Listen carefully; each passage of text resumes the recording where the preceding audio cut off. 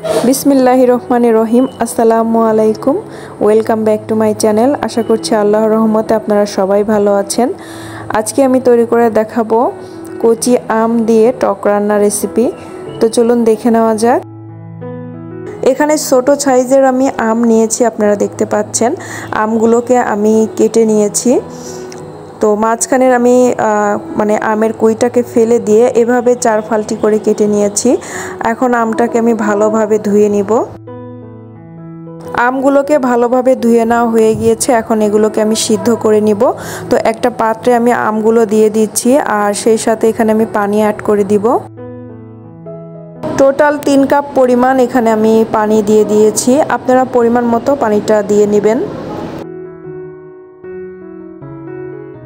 দিয়ে দিচ্ছি 1 চা চামচ লবণ, হলুদ গুঁড়া দিয়ে দিচ্ছি হাফ চা চামচ। চুলাটাকে আমি জ্বালিয়ে দিয়েছি। এখন এই পর্যায়ে আমি ঢাকনা দিয়ে ঢেকে দিব আর আমটাকে ভালোভাবে আমি সিদ্ধ করে নিব। তো সেই পর্যন্ত অপেক্ষা করব। তো কিছুক্ষণ পর ঢাকনাটাকে খুলে নিচ্ছি। এখন আমটাকে আমি নেড়ে চেড়ে দিচ্ছি। আপনারা নিশ্চয়ই দেখতে পাচ্ছেন এটা কিন্তু খুব ভালোভাবে সিদ্ধ হয়ে গিয়েছে। আর এইভাবে ভালোভাবে কিন্তু সিদ্ধ করে নিতে হবে, তা না হলে আমটা খেতে কিন্তু ভালো লাগবে না। চুলা থেকে নামিয়ে নিয়েছি। এখন আমি বাগার দিয়ে দিব। তো এখানে সরিষার তেল দিয়ে দিচ্ছি। বাগার দেওয়ার ক্ষেত্রে সরিষার তেল দিয়ে বাগারটা দিলে কিন্তু সবথেকে ভালো হয়। 2টা শুকনো মরিচ দিয়ে দিলাম। শুকনা মরিচটাকে একটু ভালোভাবে ভেজে নিয়ে এখানে আমি দিয়ে দিব রসুন কুচি। তো এখানে আমি 1 চা চামচের মতো রসুন কুচি দিয়ে দিলাম। রসুনটাকে খুব ভালোভাবে ভেজে নিতে হবে এবং একটা ব্রাউন কালার আসা পর্যন্ত আমি অপেক্ষা করব। রসুনের কালারটা ব্রাউন কালার চলে এসেছে। এখানে 1 চা চামচ কালো জিরা ফোড়ন দিয়ে দিচ্ছি। এখন আমটাকে বাগার দিয়ে দিব।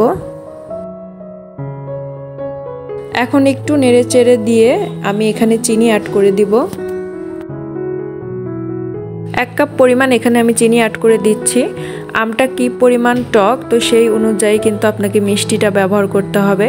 আর আপনারা যদি খুব বেশি টক খেতে চান তাহলে কিন্তু কম চিনি ব্যবহার করলেই হবে।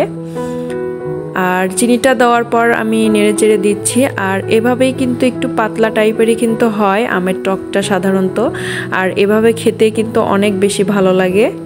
বাগার দেওয়ার পর 2 মিনিট আমি নেড়ে চেড়ে দিচ্ছি। আর আমার টকটা কিন্তু একদম রেডি। এখন আমি চুলা থেকে নামিয়ে নিব। টক রান্নার রেসিপিটা কিন্তু খুবই সহজভাবে তৈরি করা যায়। আর এটা কিন্তু অনেক বেশি মজাদার খেতে। গরমের সময় এই আমের টকটা খেতে কিন্তু খুবই ভালো লাগে। আশা করছি আমার এই আজকের সিম্পল রেসিপিটি আপনাদের কাছে ভালো লাগবে। ভালো লাগলে অবশ্যই আমাদের সাথেই থাকবেন। আজ এই পর্যন্তই। সবাই ভালো থাকবেন, সুস্থ থাকবেন। আল্লাহ হাফেজ।